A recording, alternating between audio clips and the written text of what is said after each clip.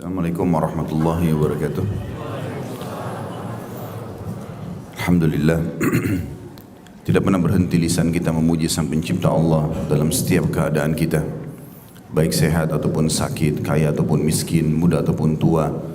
Karena seorang mukmin tidak akan mungkin melepaskan hubungannya dengan Sang Pencipta Allah, di mana dia tahu Allah satu-satunya penciptanya, pemiliknya, pemberi rezeki, mengangkat segala permasalahan yang sedang dihadapi.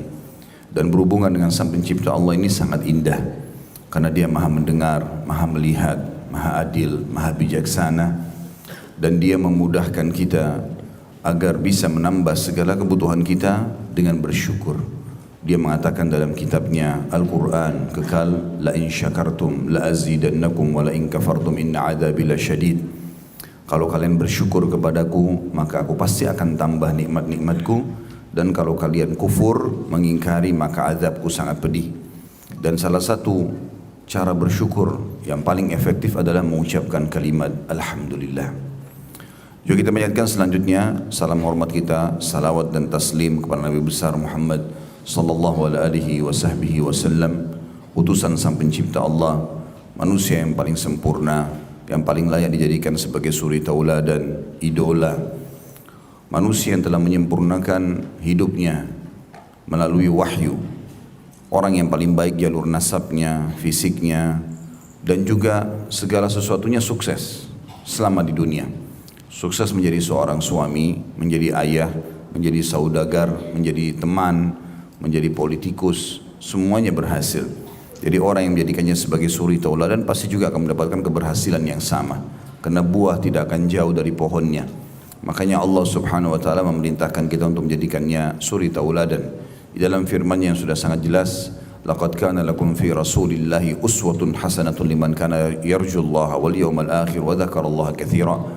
Sesungguhnya pada diri utusan Allah Muhammad sallallahu alaihi wasallam ada suri tauladan yang baik buat kalian. Bagi orang-orang yang ingin menginginkan bertemu dengan Allah, masuk ke dalam surga dan berzikir kepada Allah dengan zikir yang banyak. Maka sangat wajar selain membacakan atau mengucapkan Alhamdulillah, kita juga selalu mengucapkan salam hormat kita tadi. Melanjutkan bahasan kita, kitab Adab Mufrad yang ditulis oleh Imam Bukhari rahimahullah. Dan kita masuk ke pasal atau bab ke-31. 32 ya? Yang ke-32. Yang mana yang benar? Berselisihlah ulama Kelapa Gading. Baru pagi-pagi sudah berselisih pendapat. Kita paling hobi selisih pendapat ini ya. 31 atau 32 nih? Bapak-bapak senyap. Senyap karena nggak mau ikut pendapat atau memang nggak paham nih? Baik, 31 ya. Saya juga ingatnya 31. Ini yang bilang 32 berarti ilmunya lebih cepat ya. Baik, rahmat tidak turun kepada kaum yang di dalamnya ada orang yang memutus silaturahim. Yang terakhir sekali kita bahas itu bab 30 atau pasal 30 tentang berbakti kepada keluarga yang paling dekat, lalu yang berikutnya. Hadis yang berhubungan dengan bahasan 31 atau bab 31 ini adalah hadis urutan nomor 63 dari awal bahasan kita. Imam Bukhari rahimahullah berkata, Ubaidillah bin Musa mengabarkan kepada kami, ia berkata, akhbarana Sulaiman Abu Idam qal sami'tu Abdullah bin Abi Aufa yaqul anin Nabi sallallahu alaihi wasallam qal inna rahmata la tanzilu ala qaumin fihim qati'u rahim. Sulaiman Abu Idam mengabarkan kepada kami, ia berkata, aku mendengar Abdullah bin Abi Aufa radhiyallahu anhu berkata dari Nabi sallallahu alaihi wasallam, beliau bersabda, sesungguhnya rahmat tidak turun kepada kaum yang di dalamnya ada orang yang memutus silaturahim. Hadis ini menjelaskan kepada kita tentang beberapa hal. Yang pertama kita jelaskan dulu makna rahmat.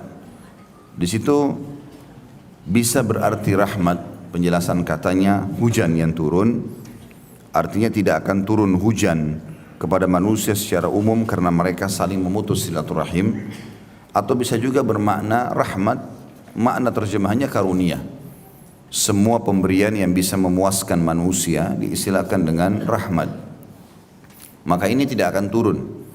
Jadi makanannya tidak akan cukup, minumannya tidak akan cukup, ya, pakaiannya tidak akan cukup, pergaulan dan hubungan di antara mereka selalu rusak. Maka itu kehilangan rahmat namanya, ya, kehilangan rahmat. Kemudian yang dimaksud dengan kaum bisa berarti kaum itu sekelompok. Biasanya orang Arab mengatakan kaum kalau sudah 3 orang ke atas, ya. 3 orang ke atas diistilahkan dengan kaum, itu umumnya ya. Maka hadis ini bermakna, Abdullah bin Abi Aufa berkata bahwasanya Nabi SAW bersabda, sungguhnya rahmat tidak akan turun kepada kaum. Artinya karunia Allah yang merupakan, ya, pemenuhan segala kebutuhan satu kaum, 3 orang ke atas, tidak akan datang rahmat itu selama di dalam kelompok kaum itu ada orang yang memutus silaturahim. Dan ini menandakan teman-teman sekalian, kalau ada dosa-dosa, ada dosa tertentu, kalau dikerjakan efeknya merata, ya, efeknya merata, terutama dosa-dosa besar. Kalau dosa-dosa besar dilakukan, maka efeknya bisa merata. Misal dalam satu komplek ada 15 rumah, tapi ada 2 rumah pezina, lebih banyak yang baik. 13 rumah orangnya baik-baik, tapi yang 2 rumah ini pezina, tiap hari gonta-ganti pasangan. Selama 13 rumah itu tidak meluruskan, tidak mengingatkan, maka kalau terjadi sesuatu di komplek itu semuanya kena. Semuanya kena. Ya, karena mereka tidak amar ma'ruf nahi mungkar. Jadi tidak boleh sama sekali. Makanya tidak boleh kita diam. Kalau melihat seseorang berbuat salah dan kita sudah faham itu kesalahan atau mungkar dalam agama kita, harus segera diberhentikan. Ya, kata Nabi SAW, man ra'a minkum mungkaran falyughayyirhu biyadihi. Siapa yang lihat kemungkaran, dia saksikan, maka dia harus mengganti dengan tangannya, merubah. Tangan artinya powernya dia. Orang tua pada anak, suami pada istri, atasan pada bawahannya, presiden pada masyarakatnya misalnya. Maka dia bisa berhentikan, dia buat peraturan ini tidak boleh. Fa in lam yastati' fa bilisani, kalau dia tidak mampu dengan tangannya, tidak punya power, maka dengan lisannya nasihati. Dan tidak ada sesuatu yang berat, asal kita santun sampaikan, maaf ya Pak, maaf Bu, ada seperti ini, setahu saya ini tidak boleh dalam agama. Misal, fa in lam yastati' fa biqalbi, kalau tidak mampu maka minimal dengan hatinya. Wa dzalika adhaful iman, dan itu selemah-lemah iman. Minimal orang mengatakan, ya Allah berilah hidayah, ya Allah hilangkan, itu minimal sekali. Tapi kalau ini sudah terjadi, walaupun minimal, maka ini sudah cukup untuk membuat azab Allah merata tidak datang. Yang datang hanya kepada pelanggar saja. Tapi kalau kita diamkan, kita ingin sendiri masuk ke dalam surga, nggak mau tahu tentang kita nggak sholat, udahlah biarin aja nanti masuk neraka. Ini bahaya, karena kita dianggap pelanggar di sini. Melihat orang berbuat salah, perbuatan ahli neraka, tapi dibiarkan. Di dalam sebuah riwayat Bukhari yang lain, Jibril alaihissalam pernah diperintahkan Allah untuk menghancurkan satu negeri. Allahu a'lam negeri itu di mana, tapi yang jelas begitu riwayatnya.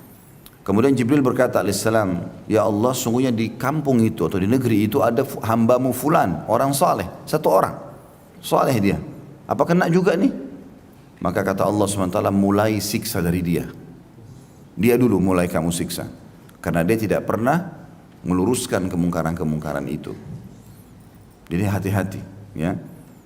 Walaupun cuma sekali saja, karena amar ma'ruf nahi mungkar yang wajibnya sekali. Sekali saja kita mengatakan, ya Allah berikan hidayah. Tulus dari hati, kita sudah lepas daripada penyebab hukuman ini. Tapi kalau kita biarkan berbahaya. Nah, tidak boleh sama sekali. Kalau tidak salah pernah saya jelaskan tentang penduduk negeri Ilah. Pernah enggak? Pasti jawabannya belum.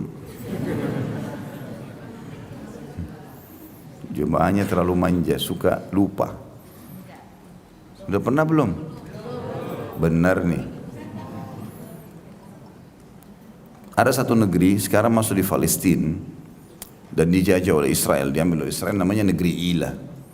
Negeri Ilah ini dulu ada memang Bani Israel yang tinggal di sana dari pengikut Musa alaihissalam. Salah satu syarat Nabi Musa alaihissalam tidak boleh mancing hari Sabtu. Sudah belum? Nah itu baru tadi sudah ada ohnya, kita sudah tahu. Akhirnya, saya ulangi saja, akhirnya negeri Ila ini karena ada syariat tersebut tidak boleh mancing hari Sabtu. Bukan cuma tidak boleh mancing, dalam syariat Taurat tidak boleh berperang hari Sabtu. Hari Sabtu itu kayak hari raya mereka, seperti kalau kita hari Jumat. Karena Nabi SAW mengatakan, Yahudi memilih Sabtu sebagai hari raya mereka, Nasrani hari Ahad, dan aku diberikan petunjuk oleh Allah untuk memilih hari Jumat. Ya.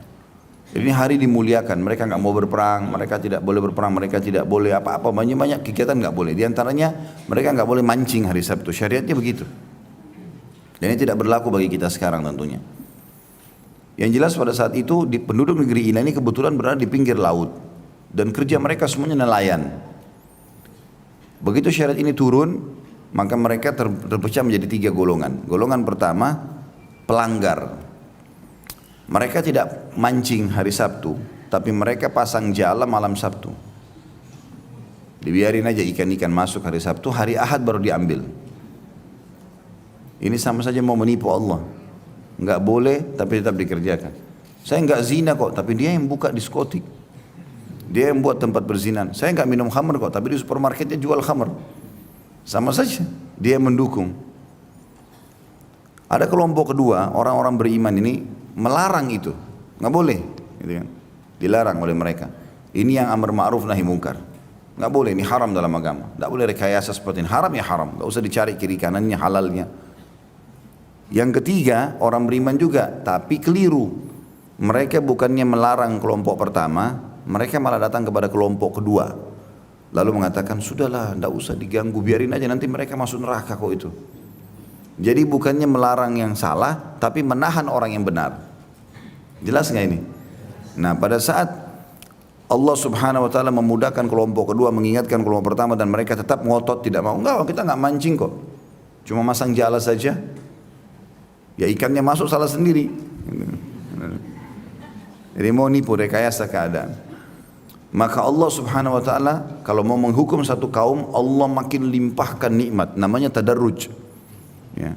Ini bahaya. Kalau ada di antara, nah insya Allah di sini tidak ada. Kalau ada seseorang, teman-teman sekalian, melimpah nikmat pada Allah padanya, sehat badannya, hartanya banyak segala macam, tapi dia dalam kemaksiatan, ini bahaya. Berarti tahapan siksa. Karena dengan nikmat yang melimpah itu dia makin lalai. Orang itu akan sangat lalai kalau nikmat lagi banyak sama dia. Kalau kita lagi santai, badan sehat, rekreasi keluar kota, tempatnya dingin, hotelnya bagus, santai, terbuka pintu maksiat biasanya. Kalau lagi sibuk, tertutup pintu maksiat. Makanya nikmatnya Allah tuh bertahap diberikan. Tapi kalau orang Allah mau hukum, maka Allah buat dia sibuk, makin banyak.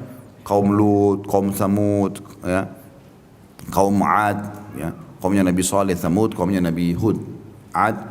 Semua ini 3 hari sebelum mereka disiksa oleh Allah, Allah limpahkan segala macam. Badan mereka sehat, mereka tertawa hari itu, segembira, ya, ternak-ternaknya makin bagus, hasil kebunnya bagus 3 hari. Makin mereka lalai, makin mabuk-mabukan, makin buat macam-macam. Maka orang seperti ini berhak untuk dihukum. Maka ini hati-hati tentunya ya. Jadi kalau ada orang nikmat melimpah padanya, maka yang termasuk tadarruj. Ya. Maka penduduk ini diberikan nikmat yang melimpah. Apa nikmatnya? Allah buat ikan-ikan yang tadinya di laut harus orang keluar, pasang jala,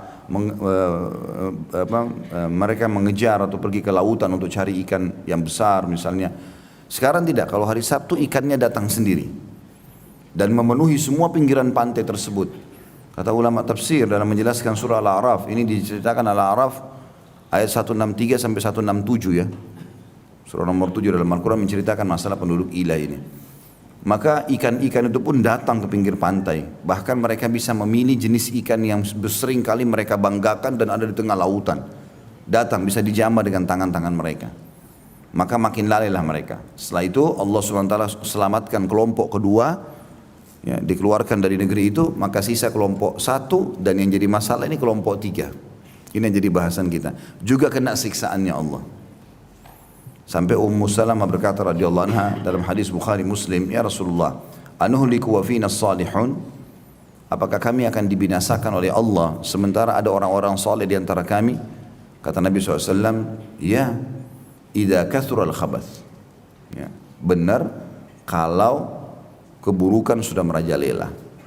Jadi nggak boleh kita biarkan. Ya. Kemungkaran itu, pelanggaran maksiat itu seperti kerusakan yang ada dalam rumah. Kalau rusak sedikit kita biarkan, nanti akan membesar. Ya. Jadi nggak boleh dibiarkan.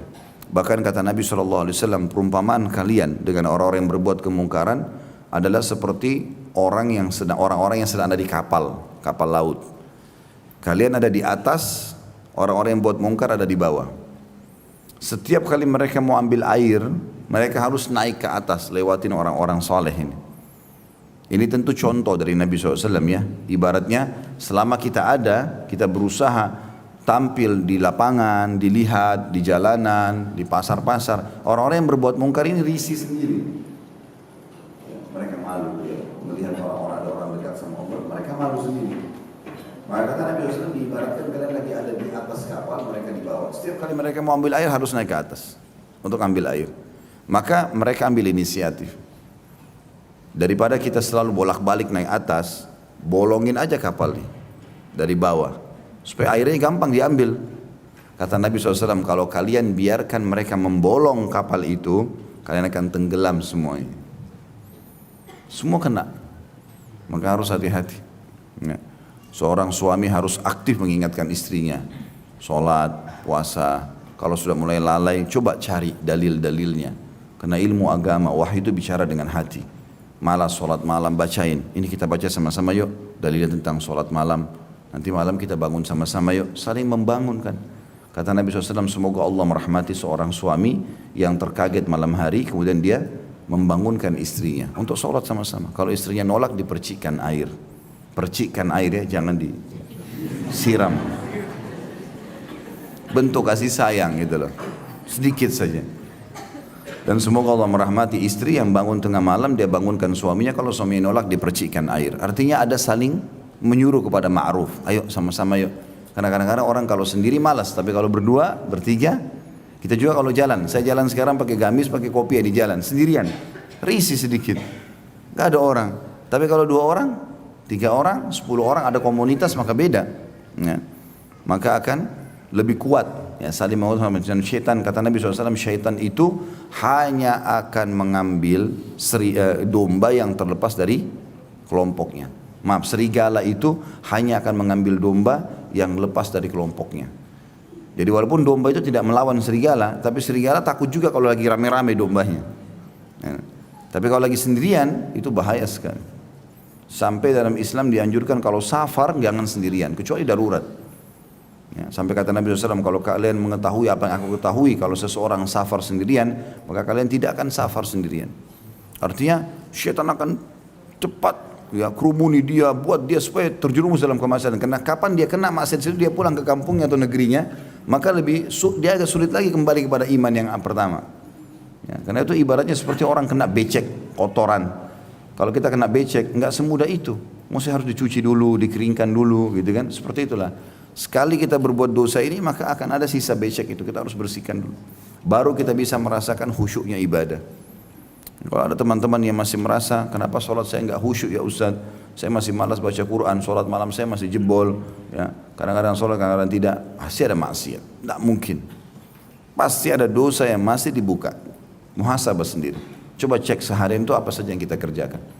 Sedikit saja dosa mata kita lihat, telinga kita dengar, sudah cukup untuk membuat sholat malam ketinggalan.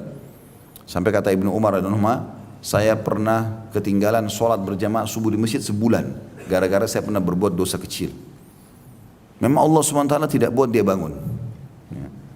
Dan salah satu tanda kebaikan dari Allah SWT, dan berarti Allah ridho dengan kita, kalau setiap kesempatan ibadah selalu kita hadir. Sebelum azan kita engah sendiri. Kalau sebentar lagi waktu sholat nih. Atau pas lagi sholat, azan kita langsung gelisah, segera uduk bagi sholat. Itu tanda kebaikan. Tapi kalau kita masih malas-malesan, itu semua penyebabnya selain waswas syaitan juga adanya dosa. Ya, karena dosa itu seperti kendaraannya syaitan. Kalau syaitan sendiri dia nggak mampu. Mudah sekali orang beriman tolak. Jangan usah sholat. Enggak, saya mau sholat. Selesai. Enggak mungkin syaitan menjelma lalu cekik kita. Enggak boleh kamu sholat. Enggak ada. Itu enggak mungkin terjadi. Syaitan lemah sekali. Tapi kalau ada fasilitasnya, dosa-dosa yang kita buat, maka itu seperti kendaraan, seperti kalau prajurit perang itu punya banyak senjata. Oh, orang ini matanya memang suka lihat yang haram, udah ada senjatanya syaitan. Telinganya suka dengar yang haram, jadi dia punya perangkat banyak, sehingga dari semua sisi bisa diganggu. Telinga kita nggak dengar, mata kita melihat. Mata kita nggak lihat, tangan kita menjamah. Tangan kita nggak menjamah, kayak kita bisa melangkah. Jadi banyak yang dia lakukan.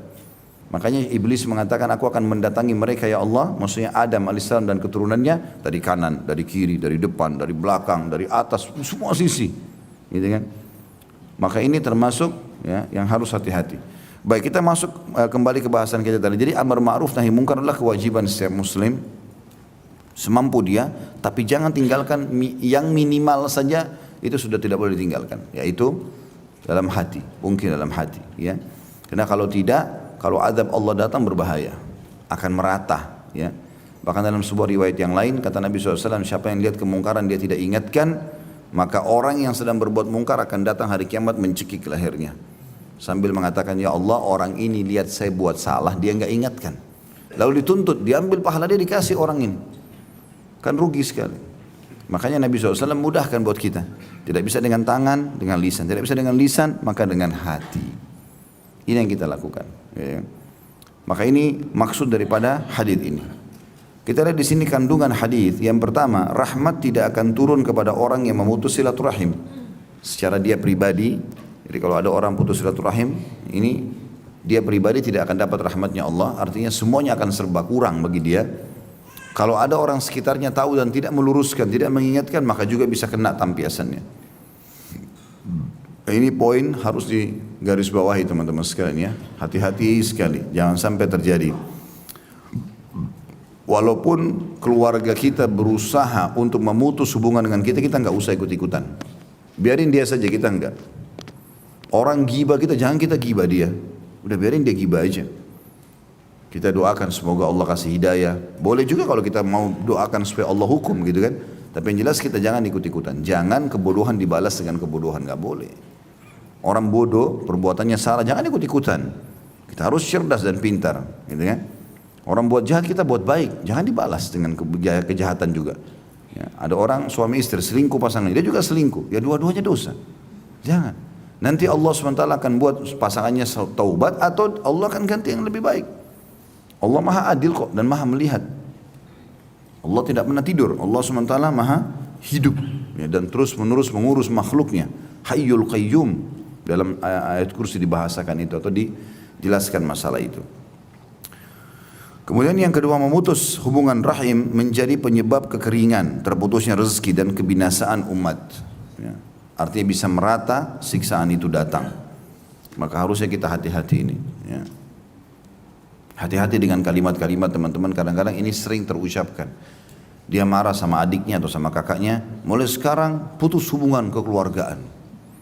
Untuk apa bahasa begini?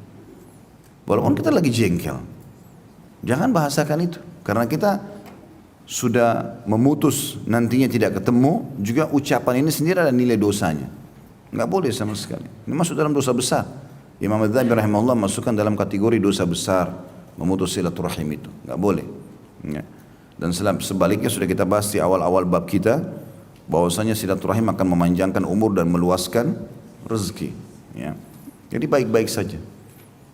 Ini saya mau tanya kembali nih, ada utangnya jemaah sama saya. Sudah buat belum jalur nasab? Hah? Ini kalau anak SD mesti dicambuk. Jangan main-main soal itu, harus buat jalur nasab. Ya. Tanya saja kerabat yang masih hidup. Kalau tidak, mungkin di sini masya Allah ada yang bapak kita yang sudah sepuh, ibu-ibu yang sepuh. Ingat saja siapa saudara-saudaranya, tulis saja nama-nama mereka, menikah sama siapa, beritahukan kepada anak cucu. Ini loh, kakek ini bersaudara sekian orang ya, ini istrinya, ini anak-anaknya, namanya fulan, fulan, fulan, fulan. Kalau bisa ketemu bagus pertemuan keluarga, sehingga anak-anak ini tidak putus silaturahim. Kalau kita juga jadi penyebab mereka melanjutkan silaturahim, kita panen pahala lain lagi. Ya, karena orang-orang, siapapun yang menjadi petunjuk bagi kebaikan, maka dia akan mendapatkan pahala orang yang melakukan kebaikan itu. Sekali kita tunjukkan orang, di mana Masjid Nurul Bahar, oh di sana, belok kanan, belok kiri, orang sampai tahu, maka selama dia tahu, itu sudah cukup menjadi amal jariah buat kita. Karena dia kalau datang sholat kita dapat pahalanya, Walaupun kita sudah meninggal, karena kita menunjukkan orang pada kebaikan. Nah, begitu juga dengan Ar-Rahim ini. Selanjutnya pasal nomor 32 atau bab nomor 32, masalah dosa orang yang memutus silaturahim. Kalau tadi ancaman rahmat yang hilang dari satu kaum kalau ada di dalam mereka pemutus silaturahim. Hadis nomor 64, kata Imam Bukhari rahimahullah, Abdullah bin Salih mengabarkan kepada kami, ia berkata, Al-Layth mengabarkan kepadaku, ia berkata, Aqil mengabarkan kepadaku dari Ibnu Syihab, akhbarani Muhammad bin Jubair ya, akhbarani Muhammad bin Jubair bin Mut'im, anna Jubair bin Mut'im akhbarahu annahu sami'a Rasulullah SAW yaqul, la yadkhulul jannata qati'u rahim. Muhammad bin Jubair bin Mut'im mengabarkan kepadaku bahwasanya Jubair bin Mut'im mendengar Rasulullah SAW bersabda, tidak masuk surga orang yang memutus silaturahim. Kandungan hadis ini, besarnya dosa orang yang memutus silaturahim yang mana ia diancam tidak masuk surga. An-Nawawi rahimahullah dan yang lainnya mengatakan yang dimaksud tidak masuk surga adalah bisa bagi orang yang menghalalkan tindakan memutus hubungan. Bisa juga maksud yang lain adalah dia tidak akan masuk surga bersama golongan pertama yang masuk surga atau sabiqun. Hadis ini memberikan gambaran kepada kita bahwasanya memang memutus silaturahim dosa besar. Karena ciri dosa besar adalah adanya ancaman. Ancaman laknat, ya, ancaman murkahnya Allah ya, ancaman siksa kubur, ancaman neraka. Ini berarti menunjukkan kalau dia dosa besar. Perbedaan antara dosa besar sama dosa kecil, kalau dosa besar itu selalu ada ancamannya. Kalau dosa kecil tidak ada ancamannya, tapi larangan saja. Gitu ya. Maka dosa besar harus taubat nasuha, nggak bisa tidak. Dan Imam Nawawi rahimahullah mengatakan taubat nasuha memiliki 3 syarat. Sebagian ulama tambah yang keempat, meninggalkan dosa itu seketika, lagi zina, lagi bohong, lagi putus silaturahim, berhentikan, harus segera diperbaiki. Kemudian yang kedua menyesali, yang ketiga janji sama Allah tidak akan mengulanginya. Yang keempat ulama, ini Imam Nawawi mengatakan ya, yang keempat ditambah oleh sebagian ulama, sibukkan diri dengan amal saleh. Karena kadang-kadang ada orang setelah taubat setahun ulangi lagi dosanya karena dia tidak sibukkan di waktu-waktu yang biasa dia buat dosa itu dengan amal saleh. Jadi cara untuk meninggalkan dosa teman-teman sederhana, sibukkan diri dengan amal saleh. Dengan sendirinya kita tidak ada waktu untuk dosa. Nah, karena dosa sekali lagi seringkali terjadi di waktu-waktu lagi santai. Betul-betul lagi rileks, lagi santai, ini hati-hati. Makanya kata Nabi SAW, 2 nikmat yang banyak terluputkan dari banyak orang. Waktu yang lowong dan kesehatan. Jadi waktu lowong ini kalau disalahgunakan berbahaya sekali. Akhirnya kita lalai, tidur terus, ya, nonton TV terus misalnya. Nah itu karena banyaknya waktu-waktu yang dianggap waktu santai. Ya. Semoga Allah memaafkan itu yang lalu-lalu. Tapi bagaimana kita berusaha makin hari maka makin baik. Ya. Karena kita harus tahu teman-teman seperti Hasan Basri berkata rahimahullah, hai anak Adam, kamu hanyalah bilangan. Kamu hanyalah bilangan. Hari kesekian, umur sekian tahun, kamu bilangan. Setiap kali kamu membuka matamu di pagi hari masih hidup, maka hilanglah satu bilanganmu. Jadi jangan sampai kita lalai ini, itu salah ya. Orang-orang non-muslim selalu mengatakan ulang tahun dirayakan, oh gembira. Kita bukan ulang tahun ini ya. Hilang tahun itu. Nggak ada. Kita ini setiap detik hilang waktu kita berkurang. Jadi kalau kita punya masa 100 tahun misalnya, atau 60 tahun misalnya, bertambah 1 hari berarti berkurang jatah kita, kan gitu. Maka ini harus difahami. Jangan sampai kita lalai terus. Dan makin dekat dengan masa pulang, maka harusnya kita makin punya banyak persiapan. Bekal. Menyesal teman-teman nanti. Di akhirat tuh nyesal sekali. Coba saya dulu begini, tapi sudah tidak bisa lagi. Nggak bisa, gitu kan. Kalau ada di antara anda yang hadir di sini, tidak sholat subuh tadi di masjid misalnya bapak-bapak, mungkin dia punya udzur tertidur segala macam, oke lah. Tapi untuk memperbaikinya nggak bisa. Nggak bisa lagi kita bilang, ya Allah kembalikan waktu subuh saya mau sholat berjamaah di masjid. Nggak bisa. Jauh usah itu. Ketinggalan 1 rakaat saja masbuk, kita udah nggak bisa bilang sama imam ulangi dong sholatnya dari awal. Nggak bisa. Dan buku amal kita dicatat sampai hari kiamat, hari itu Sholat itu kehilangan 1 rakaat. Dan rugi luar biasa itu. Penyesalannya nanti di akhirat. Jangan lalaikan itu, teman-teman sekalian. Dan tujuan majelis ilmu begini itu untuk membuat kita sadar dan akhirnya kita jadikan sebagai pegangan hidup. Saya pernah subhanallah di Kampung Melayu waktu itu ada taklim jam 10 pagi seperti waktu-waktu kita sekarang, tapi itu jam 10 pagi sampai menjelang duhur waktu itu. Selesai taklim, saya buru-buru dengar sudah azan duhur, pengen ke masjid. Khawatir ketinggalan takbiratul ihram pertama karena targetnya bagaimana kejar takbiratul ihram pertama imam nih. Azan kita sudah harus di masjid, usahakan on time. Karena kalau tidak nanti jadi masalah juga ini ya. Dan tidak bisa kita perbaikin lagi. Kata Nabi SAW, siapa yang tidak ketinggalan takbiratul ihram pertama imam 40 hari, maka dia selamat dari sifat kemunafikan. Dan ini kita usahakan teman-teman laki-laki terutama 1 kali seumur hidup paling tidak. 40 hari itu mungkin sekitar 1,5 bulan lah. 1 bulan 10 hari. 5 waktu sholat, imam Allahu Akbar, kita di belakangnya Allahu Akbar. Selamat, tidak akan pernah dusta seumur hidup, tidak akan pernah mengingkari janji, tidak akan khianati. Amanah, dijamin hilang darinya sifat kemunafikan. Gitu kan. Maka subhanallah saya coba jadikan target kejar. Begitu saya keluar ada satu ibu bajunya kotor sekali, gendong bayi gitu. Dia kasih isyarat minta uang. Saya sudah niat mau bantu sebenarnya, tapi saya juga kepikiran masalah azan. Baik saya bilang, Bu insya Allah habis sholat ya. Begitu saja, dia niat husnudzon nanti habis sholat ya. Saya bagi sholat, waktu saya pulang ibu itu sudah tidak ada. Saya sampai naik kendaraan saya bolak-balik di tempat itu 3 kali nggak ketemu ibu itu. Sampai sekarang teman-teman sekalian saya terus sesali. Saya sampai muhasabah buat diri saya sendiri. Apa ruginya Khalid? Kau cuma keluarkan uang berapa detik sih kasih ibu itu lalu pergi sholat. Tidak terganggu sholat. Tapi subhanallah syaitan bisa dengan jeli juga mencuri pahala kita di situ. Belum tentu kita temukan orang yang sama. Kalau ada orang lagi minta, jangan tunda, kasih. Siapa tahu kita berapa langkah ke depan terus meninggal. Mungkin itu amal kita yang terakhir. Allahu alam. Syaitan selalu bisikin, sudahlah nanti masih ada di depan. Enggak, ini loh yang lagi dorong gerobak depan mata nih. Ini yang lagi minum di pinggir jalan. Bawa kumpul-kumpul gelas plastik, kesian. Enggak tahu Allahu alam makan enggak hari itu.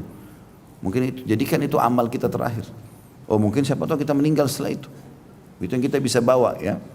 Jadi harus jeli teman-teman sekalian. Kami para ustadz dan para dai hanya bisa bicara begini di masjid. Tidak mungkin kami datangi rumah bapak ibu tiap hari. Ketuk-ketuk, sudah sholat belum?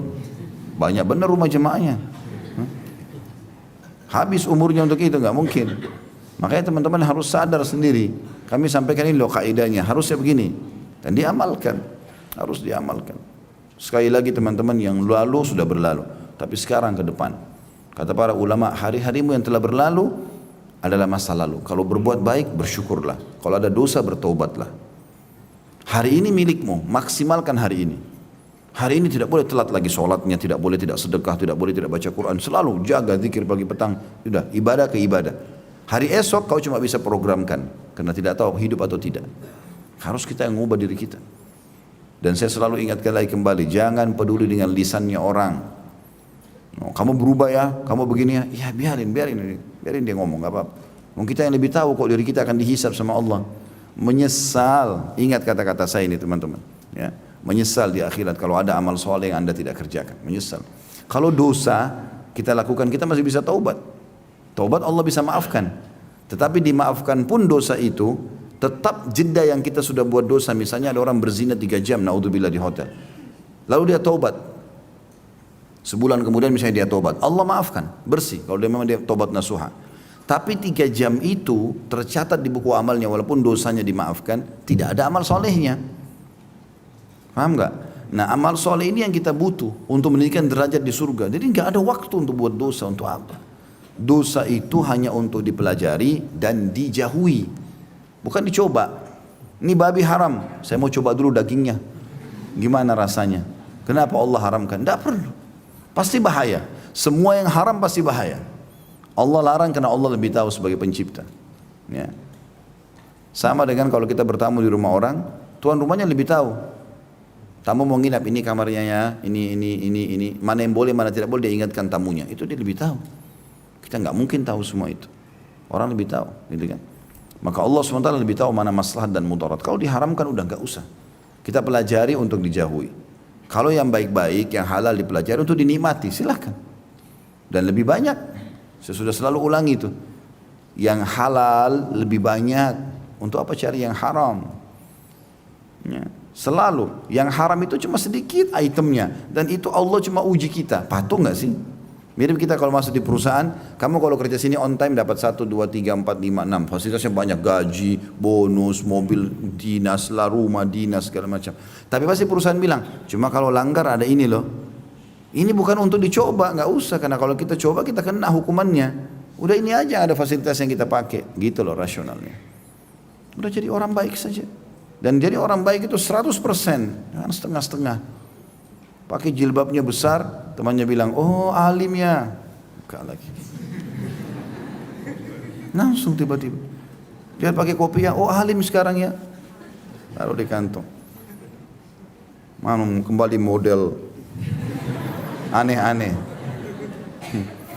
Kenapa? Oh iya alhamdulillah saya baru tahu sekarang. Ayo ikut pengajian saya yuk. Gitu. Ajak sekarang orang pada kebaikan. Termasuk kesempurnaan taubat seorang hamba, teman-teman sekalian, adalah bagaimana dia memperbaiki masa lalunya dengan membalik keadaan. Jadi kalau dulu dia sering ditraktir orang masuk diskotik, ya, misal, atau dia ajak teman-temannya pergi berzina, dia traktir. Sekarang dia harus keluarkan sedekah sejumlah itu sebagai penebusnya. Itu jauh lebih sempurna taubatnya. Atau sekarang dia ajak sebanyak mungkin teman-temannya dulu yang sesat, salah, ke masjid misalnya, ke pengajian, itu bagus. Begitulah yang dilakukan oleh Ikrimah radhiyallahu anhu, anaknya Abu Jahal. Dulu dia sebelum masuk Islam, banyak sekali hartanya sama ayahnya Abu Jahal dikeluarkan untuk perangi Islam. Begitu masuk Islam dia sedih, dia baru sadar, oh ternyata ini kebenaran. Maka dia sambil nangis mengatakan, ya Rasulullah, mulai sekarang saya akan keluarkan sedekah sejumlah dulu saya keluarkan untuk lawan Islam. Dikeluarkan semua, sekian banyak untuk agama Allah, supaya nutupin kesalahan itu, supaya Allah ridho dengan dia. Itu yang kita lakukan. Jangan malah kita kendor ini.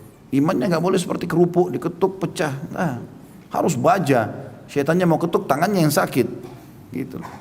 Biar dia mau goda bagaimana? Enggak, pokoknya saya nggak mau. Udah. Kita kan sudah tahu mana baik, mana tidak baik. Agama sudah ajarkan. Jadi harus kita betul-betul selalu, karena ini balasannya teman-teman tidak tanggung-tanggung, ini surga. Kata Nabi SAW, ala inna sil'atallahi ghal, ala inna sil'atallahi jannah. Ingatlah, kata Nabi SAW. Dagangannya Allah, balasannya Allah itu mahal, ya, karena balasan Allah itu surga. Surga yang luasnya seluas langit dan bumi, tidak ada lagi masa tua, tidak ada capek, tidak ada segala-gala. Sibuk dengan nikmat semuanya. Hanya dengan sedikit capek di dunia beribadah, apalagi ibadah itu punya kenikmatan.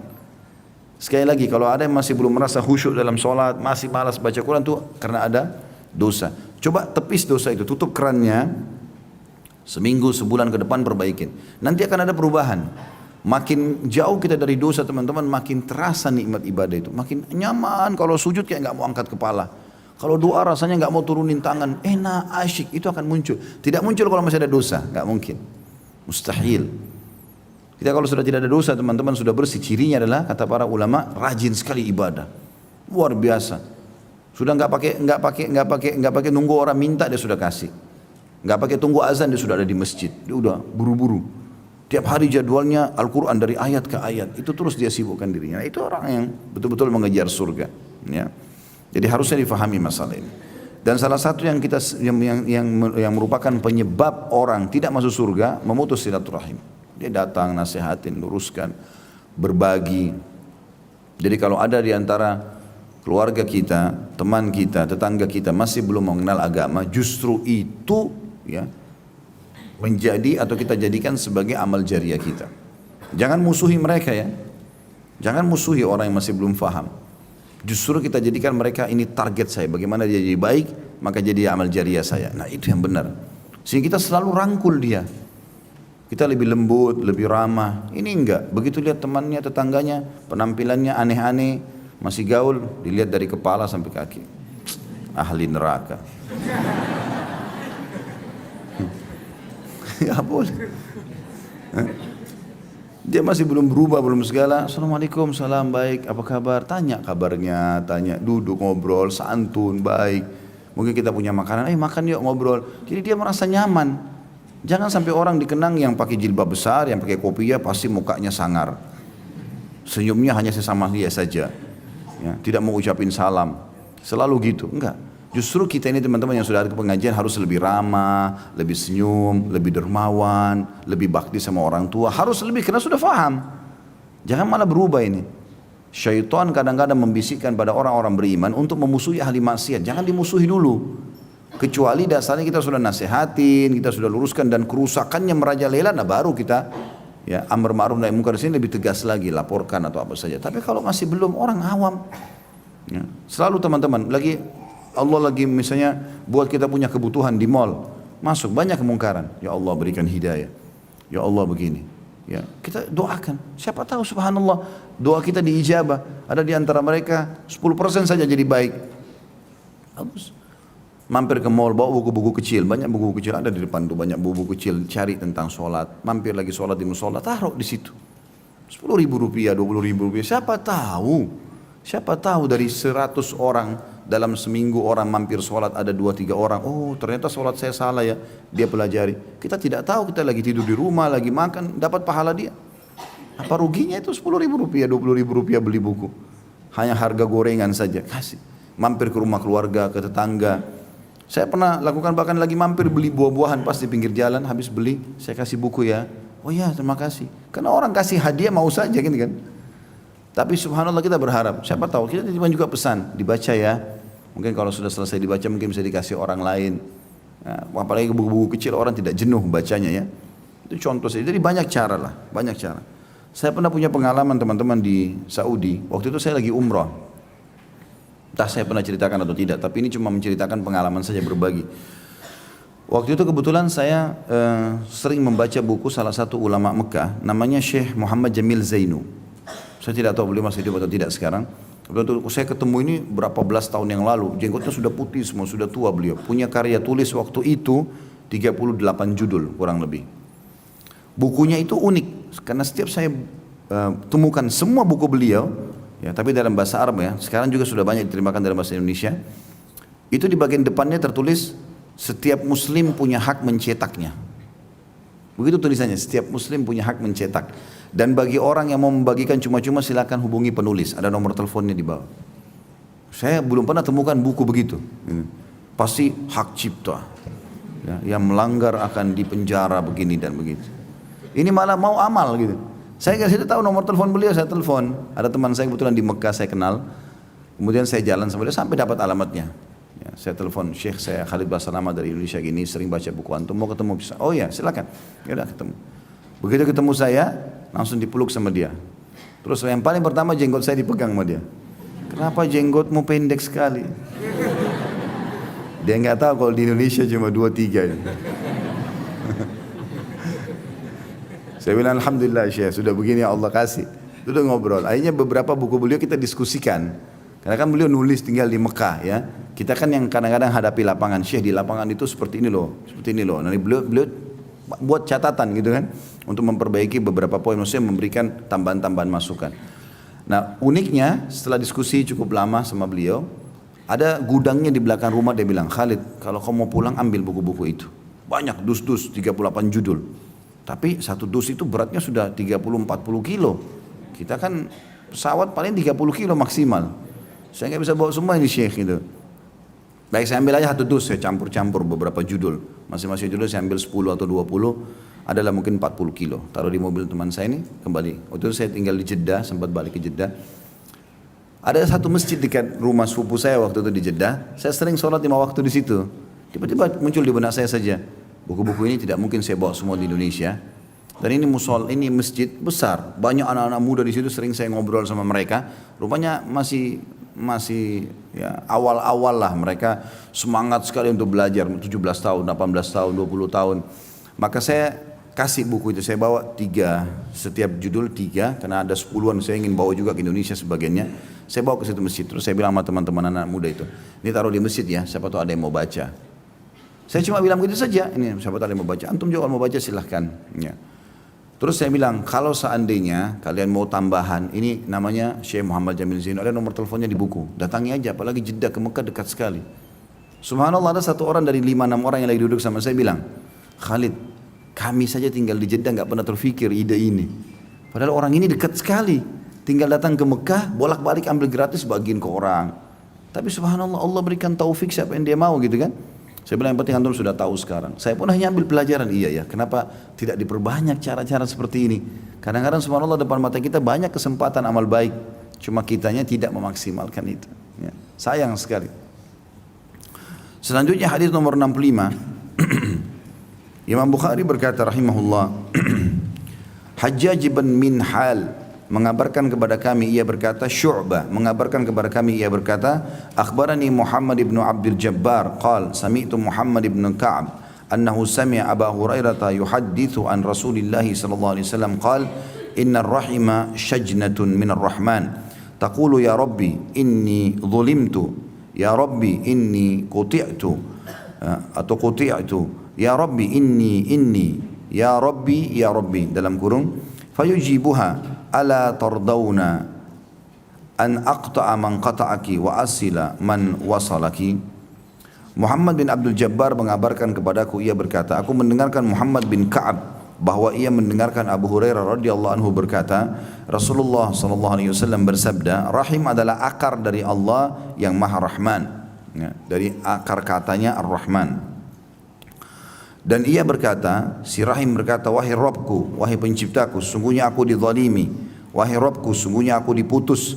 Wahai Rabbku, sesungguhnya aku. Wahai Rabbku, artinya Rahim banyak berkeluh kepada Allah subhanahu wa ta'ala. Lalu Allah pun berfirman kepadanya, apakah engkau mau aku putus orang yang memutusmu dan aku sambung orang yang menyambungmu? Hadis ini tentu sanadnya hasan, dan ada riwayat yang lain dengan lafaz dari Imam Bukhari juga, di bawah di footnote ya nomor 65, innar rahima sajnatu minar rahman faqala Allah man wasalaka wasaltuhu wa man qata'at wa man qata'an, ini qata'aka mestinya ya, ini nunnya diganti kaf ya, wa man qata'aka wa man qata'an qata'ahu Allah, ya itu betul. Rahim adalah akar dari Allah yang Maha Rahman. Maka Allah berfirman, barang siapa yang menyambungmu, ia akan aku sambung, dan siapa yang memutusmu, ia akan aku putus. Ya. Hadis ini juga dikuatkan dengan hadis Abdullah bin Amr bin As yang berlalu dengan nomor 54. Jadi mirip dengan hadis ini. Hadis ini memberikan pelajaran kepada kita, kandungannya adalah kalau Allah subhanahu wa ta'ala memperhatikan rahim ini dan menciptakan rahim dan menisbatkan pada namanya, makanya dikatakan Ar-Rahman Ar-Rahim. Karena pentingnya, dan Allah subhanahu wa ta'ala menciptakan kita manusia sebagai makhluk sosial, kita nggak mungkin hidup sendiri, jangan eksklusif, memang begitu Allah subhanahu wa ta'ala ciptakan kita. Apalagi di kota-kota besar kayak Jakarta, kota metropolitan, kadang-kadang tetangga tidak tahu tetangganya ya, apakah masih hidup, sudah meninggal, kerabatnya, dia tidak mau tahu, pokoknya dia sendiri. Maka ini berbahaya sekali. Ingat teman-teman, kalau kita biasa jenguk orang sakit, kita kalau sakit akan dijenguk orang. Kita kalau bantu orang pada saat susah, kita akan dibantu nanti. Kalau kita ada orang meninggal, kita datang mengantarnya, kita juga akan diantar pada saat meninggal. Tapi kalau kita eksklusif sendiri, tidak ada yang kenal, maka mungkin juga tidak ada orang yang mau tahu siapa kita. Gitu.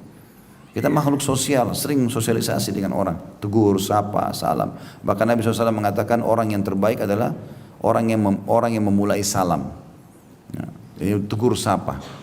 Juga dalam hadis yang lain, kalau dua orang muslim sedang jalan, lalu terpisah dengan batu atau pohon, maka semestinya yang pada saat bertemu mereka memulai salam.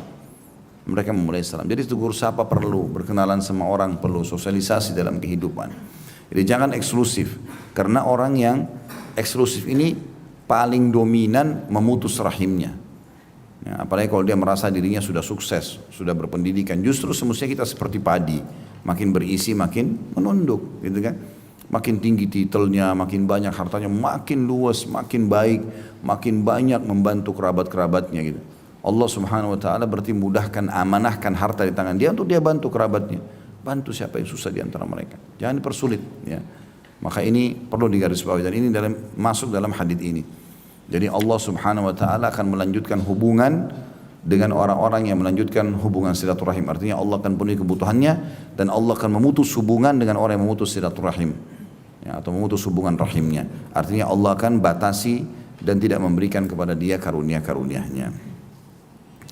Selanjutnya adalah hadis nomor 66, masih di pasal yang sama atau bab yang sama, bab 32, hukuman bagi orang yang Ya, memutus silaturahim. Kata Imam Bukhari rahimahullah, Adam bin Abi Iyash mengabarkan kepada kami, ia berkata, Ibnu Abi Dhi'b mengabarkan kepada kami, ia berkata, haddatsana Sa'id bin Sam'an qala sami'tu Abu Hurairah radhiyallahu anhu yata'awwadhu min imaratis sabyan was-sufaha. Faqala Sa'id bin Sam'an fa akhbarani Ibnu Hasan al-Juhani annahu qala li Abi Hurairah ma ayatu dhalik qala an tuqta'al arham wa yuta'a al-mughwi wa yu'sal marshid. Sa'id bin Sam'an mengabarkan kepada kami, ia berkata, aku mendengarkan Abu Hurairah radhiyallahu anhu berlindung dari berkuasanya anak-anak kecil dan orang-orang bodoh. Sa'id bin Sam'an berkata, Ibnu Hasan al-Juhani lalu memberitahukan bahwa ia berkata kepada Abu Hurairah, apa tanda-tandanya? Ia menjawab, silaturahim diputus dan orang yang mengajak kepada kesesatan dituruti serta mengajak kepada kebenaran ditentang. Hadis ini tentunya memiliki beberapa hukum atau hal yang perlu kita jelaskan. Yang pertama, Abu Hurairah radhiyallahu anhu berlindung kepada Allah, artinya dia menyebutkan ini sebagai doanya. Ya Allah, selamatkanlah aku dari kepemimpinan anak-anak kecil dan orang-orang yang bodoh. Ya. Untuk di sini teman-teman sekalian, yang dimaksud dengan kepemimpinan orang anak-anak kecil, artinya mereka masih belum layak jadi pemimpin. Ini biasanya kalau sistem kerajaan, maka si anak akan menggantikan ayah walaupun dia masih kecil. Dan dimaksud juga masih kecil di sini adalah sebagian ulama khilaf di antara mereka. Ada yang mengatakan ini belum masuk sinnu tamyiz, belum sampai 7 tahun atau 10 tahun. Lalu sudah jadi pemimpin karena dia dia mahkota, ya dia jadi putra mahkota sehingga harusnya menggantikan ayahnya. Atau ada juga yang mengatakan yang dimaksud dengan anak-anak adalah belum sampai balik, ya. Sudah jadi pemimpin. Ada juga yang mengatakan yang dimaksud adalah belum bisa memimpin, maka masih dianggap anak, ya, anak-anak. Tapi yang jelas yang benar adalah anak kecil, apa adanya. Dan yang paling tepat adalah balik. Kalau sudah balik dianggap dia sudah mulai meranjak dewasa. Ya. Dan balik ini tentu tergantung lokasi, ya. Kalau kita di Asia Tenggara umumnya 14 sampai 15 tahun lah baliknya, ya. Itu sudah dianggap berarti dia sudah layak, ya, sudah bisa, asal orang tuanya pun mendidiknya dengan baik. Makanya Usama bin Zaid radhiyallahu anhu itu menjadi pemimpin perang di umur 17 tahun. Sementara di pasukannya banyak sekali, ya, orang-orang sahabat-sahabat yang senior. Mereka sempat meragukan kepemimpinannya, akhirnya Allah SWT tunjukkan memang menang dalam peperangan, ya, karena memang dia terampil dalam bidangnya. Sementara sufaha adalah orang jamak daripada safih. Jadi bahasa Arabnya bodoh itu ada dua kurang lebih yang sering dipakai, ada jahal, ada safih. Kalau jahal ini bodoh tapi masih ada pintarnya. Nah, seperti itulah, ya, kurang lebih. Kalau safih bodohnya luar biasa, nggak ada pintarnya sedikit pun. Kita ngomong apapun nggak faham-faham gitu. Nah, ada orang begitu subhanallah, dijelasin berulang-ulang tidak jelas-jelas seperti. Sering diingatkan iya langgar lagi. Ini orang Arab biasa bilang safih. Itu di atasnya bodoh, di atasnya jahal. Abu Jahal itu dia dikirakan berikan julukan jahal karena kebodohannya menolak wahyu, gitu kan. Tapi dia seorang saudagar, dia seorang pemimpin Mekah, jadi ada kepintarannya, makanya dipanggil jahal. Tapi kalau safih ini betul-betul luar biasa, ya. Ini bodoh super, ya. Kalau ada bodoh yang super, ya ini. Nah, ini pemimpin yang safih, Nabi SAW berikan cirinya. Dalam sebuah hadis beliau mengatakan akan datang sepeninggalku nanti pemimpin yang sufaha. Ini bodoh sekali. Apa cirinya? Kok bisa Nabi bilang sufaha? Apa yang dimaksud? Nabi sebutkan ciri. Mereka adalah para pemimpin yang tidak pernah mengambil sunnahku dan tidak pernah mengambil petunjuk dariku. Ini yang dikategorikan safih, pemimpin dalam Islam. Jadi bisa saja dia pintar di satu bidang, mungkin politiknya atau ekonominya, tapi dia tidak pernah tahu agama. Sholat gak bisa, baca Quran gak bisa, apalah segala macam, ini agama jauh. Makanya disilakan dengan pemimpin safih.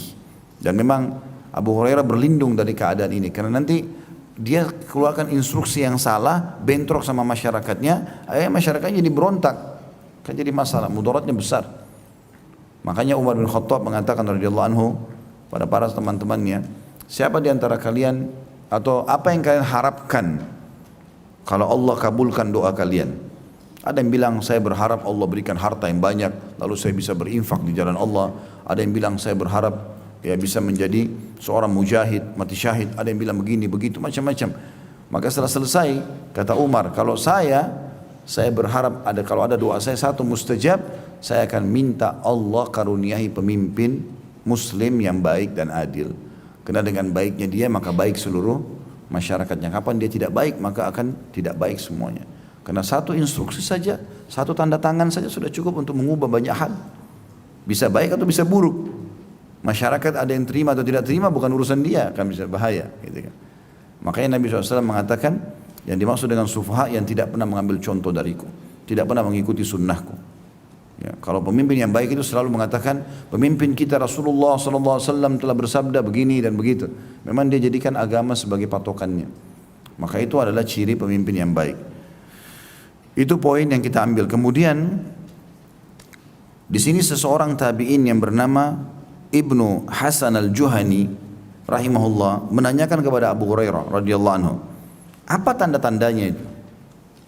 Dari mana kami bisa tahu kalau pemimpin itu bodoh, ya?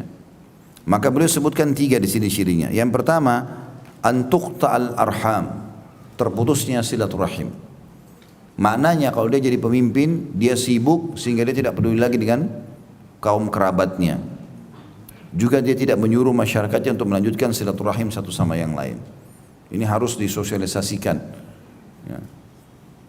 Kemudian yang kedua, ini saksi bahasan kita. Yang kedua, wa yuta al-mughwi, dan orang-orang yang mengajak pada kesesatan dituruti, serta ya di sini maksudnya orang mengajak kesesatan. Jadi kalau ada orang yang mengajak seperti sekarang orang ada yang minta supaya pernikahan sama jenis disahkan, ya, apalah pemimpin-pemimpin yang aneh-aneh melanggar agama semua. Maka ini kalau diikuti berarti masuk dalam contoh safih, ya. Jadi nggak boleh, melanggar agama tidak boleh. Itu orang di Indonesia, apalagi di Indonesia ini negara yang memang dibangun di asas agama, Pancasila, ketuhanan yang Maha Esa yang pertama. Semua orang yang punya meyakini Tuhan Allah SWT yang Maha Esa itu dilindungi. Apa? Itu adalah kaum muslimin, ya. Maka keyakinannya harus dilindungi, tidak boleh sama sekali dirusak. Gitu. Kemudian yang ketiga, wa yu'sa al-mursyid, dan kebenaran akan ditentang. Nah, kalau ada orang menyampaikan kebenaran ditentang, maka ini berarti ciri daripada kepemimpinan yang Abu Hurairah berlindung darinya. Tapi saksi bahasan kita adalah masalah memutus silaturahim. Jadi ini juga pelajaran penting teman-teman sekalian. Kalau kita sudah diberikan oleh Allah SWT jabatan, ya, apalah rumah yang bagus, segala macam harta yang luas, banyak, maka ingat keluarga dan kerabat. Ingat itu. Saya masih mau nagih nanti Kamis depan, ya, jalur nasab. Kata beliau kandungan hadis adalah berisi larangan memutus silaturahim atau hubungan rahim, mentaati orang yang menyesatkan dan mendurhakai orang yang lurus, ya. Sebagaimana sudah kita jelaskan tadi. Baik, selanjutnya pasal 33 atau bab 33, ya. Hukuman orang yang memutus silaturahim di dunia. Jadi masih mirip dengan tadi hukuman juga, tapi ini entah kenapa diberikan pasal khusus. Imam Bukhari rahimahullah berkata, Adam mengabarkan kepada kami, ia berkata, Syu'bah mengabarkan kepada kami, ia berkata, Haddathana Uyainah bin Abdurrahman qal sami'tu abi yuhaddithu an Abi Bakrah radhiyallahu anhu qala Rasulullah sallallahu alaihi wasallam ma min dhanbin ahra an yu'ajjala Allah li sahibihi al-'uqubata fid dunya ma'a ma yuddakharu lahu fil akhirati min qati'atir rahimi wal bagi. Uyainah bin Abdurrahman mengabarkan kepada kami, ia berkata, aku mendengar ayahku bercerita dari Abu Bakrah radhiyallahu anhu. Abu Bakrah sahabat Nabi, ya. Ia berkata, Rasulullah SAW bersabda, tidak ada dosa yang lebih pantas disegerakan balasannya oleh Allah terhadap pelakunya di dunia.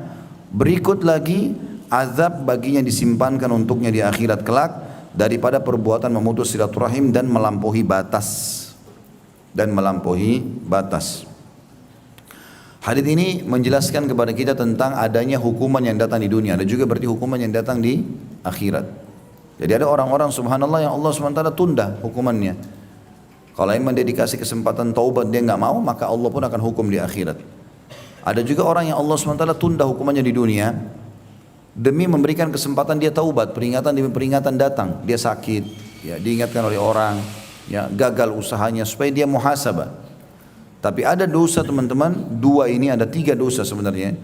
Yang satu sudah kita bahas pada awal-awal bahasan kitab kita, yaitu masalah durhaka sama orang tua.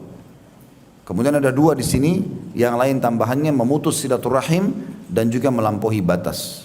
Ya. Ini langsung Allah hukum. Langsung Allah hukum.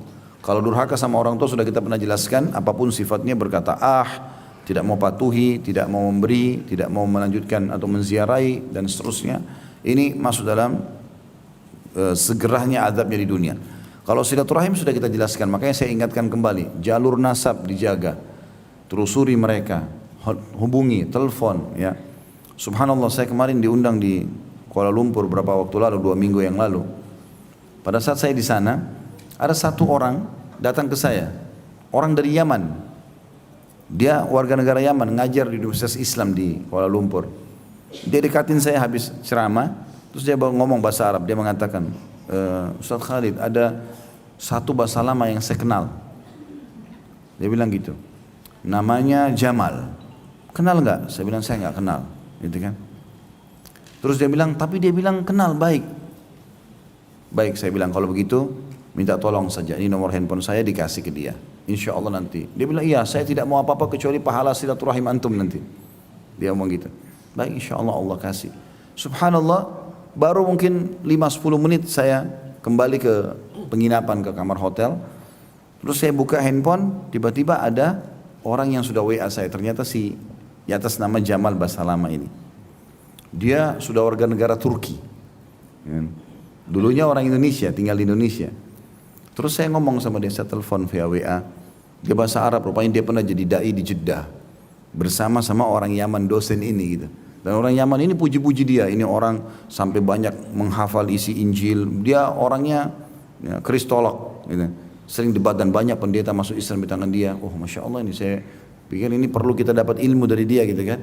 Setelah saya ngobrol, ternyata dia selain bahasa Arab memang orang Indonesia. Cuma dia sudah sekian mungkin 30 tahun, 40 tahun lalu pindah ke Turki, dapat warga negara sana, nikah sama orang sana. Punya keturunan juga di sana. Tahu teman-teman sekalian, setelah saya telusuri ternyata ayahnya dia namanya Jamal bin Umar. Umar ini adalah saudara kakek saya. Saudara kakek saya. Dia bilang, ayah saya itu punya saudara namanya Abdullah. Abdullah ini adalah kakek saya Khalid Zaid Abdullah. Jadi ini masih kena paman saya langsung, subhanallah. Warga negara Turki. Ini kalau tidak ada yang tahu gimana ini? Sudah tinggal di sana dia. Allah SWT mudahkan datang orang ini kasih. Dan dia saking gembiranya, sampai dia beritakan kepada saudara-saudaranya. Saya juga langsung hubungin ayah saya. Ya. Saya panggil Abah, saya bilang, Abah kenal gak? Ada namanya Jamal gini. Oh iya itu masih sepupu gini-gini. Alhamdulillah ya terlanjut silaturahim itu. Karena kalau tidak Turki jauh sekali. Ya. Kalau cuma Surabaya, kalau cuma mungkin bisa datang, tapi ini jauh. Dan dia sudah punya anak 3, sudah warga negara Turki di sana. Kita nggak tahu nanti kan. Kalau anak-anaknya sudah menikah, punya cucu, dan sudah tua rupanya. Dia sempat kirim fotonya, saya minta fotonya, dia kirim fotonya. Saya kirim ke ayah saya, ini orangnya. Nah, maka ayah saya masih ingat, mengatakan iya, ini pernah ketemu di Surabaya dulu, waktu ayah saya masih muda gitu. Tapi itu subhanallah rahim itu perlu kita telusuri. Dan cukup insya Allah dengan kita niat baik, kita telepon, kita beritakan, saling bertukar informasi itu bagus. Apalagi kalau sudah ketemu terus kita buat grup di WA, grup keluarga, ya orang bisa melanjutkan silaturahim itu sangat bagus. Kemudian yang kedua dari hadis ini ya, tentu ada 3 yang langsung datang azabnya, durhaka sama orang tua, mutus silaturahim, dan yang ketiga adalah bagi. Ini hati-hati teman-teman, melampaui batas. Apa itu Ustaz melampaui batas? Jadi misalnya ada orang berbuat zina, dia dosa dengan zinanya. Tapi ada orang tidak, dia zina, kemudian dia buka tempat zina. Ini namanya melampaui batas, karena dia bahkan menyebarkan kesalahan dia itu. Atau masuk dalamnya adalah semua orang yang berbangga-bangga dengan maksiat, itu namanya bagi. Jadi dia sudah buat zina, Allah tutupin dia, semalam suntuk tidak ada yang tahu. Allah tutupin dia supaya dia bertobat. Enggak, besok dia malah sebarin di kantornya. Oh semalam itu saya begini dan begitu diceritain, sehingga teman-temannya termotivasi untuk berzina juga. Nah, ini bahaya sekali. Ini namanya bagi. Nggak boleh teman-teman. Kalau kita buat dosa, naudzubillah, antara kita sama Allah, jangan malah dipamer-pamer, jangan bangga. Bangga itu jadi bagi nanti. Itu segera hukumannya Allah datang. Bahaya sekali. Ya. Jadi kalau ada di antara kita beda dengan Katolik ya. Kalau Katolik itu ada namanya pengakuan dosa. Kita nggak ada dalam Islam itu. Nggak perlu teman-teman datang ke seorang ustadz atau kiai, saya dulu pernah buat dosa begini dan begitu, nggak perlu. Saya buat dosa, Allah masih terima tobat saya nggak? Tobat, baik. Caranya gimana? Begini, selesai. Gak usah rincikan, saya pernah zina umur 17 tahun, umur 18 tahun saya mabuk, saya pernah membunuh begini. Kalau tidak ada yang tahu sudah antara kita sama Allah. Bahkan saya pernah jelaskan dalam manajemen rumah tangga Islami, tidak layak kita sebagai suami, kalau laki-laki sini atau ibu-ibu sebagai perempuan, nanya pasangannya, kamu pernah berzina nggak? Gak usah tanya. Bukan tugas kita itu. Gak usah. Untuk apa? Gak usah. Ini saya tahu, ini loh istri saya sekarang, ini suami saya sekarang. Selesai. Yang saya tahu dia orang baik udah. Masa lalunya orang tidak perlu kita korek-korek. Bukan tugas kita itu. Gitu kan? Bahkan ada orang, kata sebagian ulama, dia bisa berdosa kalau dia mengatakan, kau jangan sentuh saya, ya, atau jangan bersentuhan kecuali kau harus mengaku dulu. Nggak boleh. Dalam Islam tidak boleh. Sebaliknya kita disuruh satr. Satr namanya menutupi. Kata Nabi SAW, man satara musliman fid dunya satarahu Allahu yaumal qiyamah. Siapa yang menutupi aib seorang muslim dunia, Allah akan tutup aibnya pada hari kiamat. Jadi bukan kita korek-korek teman-teman sekalian. Udah, ini pasangan saya sekarang, ya sudah, ini yang saya tahu. Ya, itu yang kita lakukan gitu ya. Dan tidak usah berumah tangga dengan penuh kecurigaan. Tidak usah. Jalan saja dengan niat kita yang baik. Allah SWT akan jaga pasangan kita dengan izin Allah SWT. Karena kalau kita mau sibuk itu habis waktu kita 24 jam. Ya. Sibuk mengambil tugasnya malaikat. Nah, jadi nggak usah. Sudah ada malaikat kiri kanan. Dia ngontrol 24 jam. Untuk apa kita repot-repot? Kalau kelihatan depan mata salah, luruskan. Kalau benar, dukung. Kan gitu. Tapi nggak usah kita sibukkan diri dengan itu. Ya, jadi ibu-ibu mulai sekarang tidak boleh periksa HP-nya suami. Nah, nggak ada lagi. Nggak perlu. Biarin handphonenya ditaruh di dekat ranjang, biarin. Nggak usah periksa. Dia hubungi siapa nih? Dia gini. Ya, ada orang begitu, sibuk. Suaminya masuk kamar mandi, dia sibuk, bukannya siapin sarapan, periksa handphone, cek ini, cek itu. Kalau malaikatnya bisa ngomong, dimarahin tuh. Sudah tugasnya dia itu catat, yang baik sudah catat, yang buruk tidak ada. Ma yalfidu min qaulin illa ladaihi raqibun atid. Tidak ada satu huruf, satu kalimat, satu niat kecuali tahu ini baik atau ini buruk. Tidak perlu kita khawatir. Kalau kelihatan depan mata baru. Akhirnya nanti miss call, oh suara perempuan, save nomornya. Cari tahu, telepon sana, telepon sini, untuk apa? Enggak perlu. Sama bapak juga begitu. Enggak perlu. Walaupun saya bukan membela lawan jenis sesama jenis saya, Bu ya. Tapi memang laki-laki biasanya malas gitu. Enggak mau periksa-periksa, jarang. Biasanya ibu-ibu yang banyak periksa, sibuk dengan itu. Periksa ini, periksa itu, kecurigaan, akhirnya hidupnya enggak tenang. Jaga hubungan kita sama Allah, Allah akan perbaiki juga hubungan kita dengan manusia. Itu pasti, gak usah khawatir. Kata Nabi SAW, berbakti dengan kedua orang tua kalian, Allah akan berikan kalian anak-anak yang berbakti dengan kalian. Jaga kesucian kemaluan kalian, Allah akan jaga kesucian kemaluan pasangan kalian. Selesai. Sederhana. Karena kita gak bisa. Habis waktu kita kalau mau ngurus itu. Gitu kan? Sudah sangka baik, kita jalan. Lillahi ta'ala. Banyak orang begitu subhanallah. Pada saat pasangannya buruk, Allah punya cara buat mereka pisah. Lalu Allah kasih pasangan yang seperti dia, yang bagus. Pasangannya yang buruk, Allah kasih pasangan juga yang buruk. Kuasa Allah SWT. Karena Allah sudah bilang, laki-laki baik untuk perempuan baik untuk laki-laki baik. Laki-laki buruk untuk perempuan buruk untuk laki-laki buruk. Sudah begitu konsep dalam Al-Quran. Jadi harusnya difahami masalah ini. Allahu a'lam. Baik, ini saja bahasan kita karena sudah 10:30. Pertanyaan yang sisa insyaallah kita coba nanti akan sortir di pertemuan akan datang, kita akan bahas lagi. Subhanakallahumma bihamdika asyhadu an la ilaha illa anta astaghfiruka wa atubu ilaik. Wassalamualaikum warahmatullahi wabarakatuh.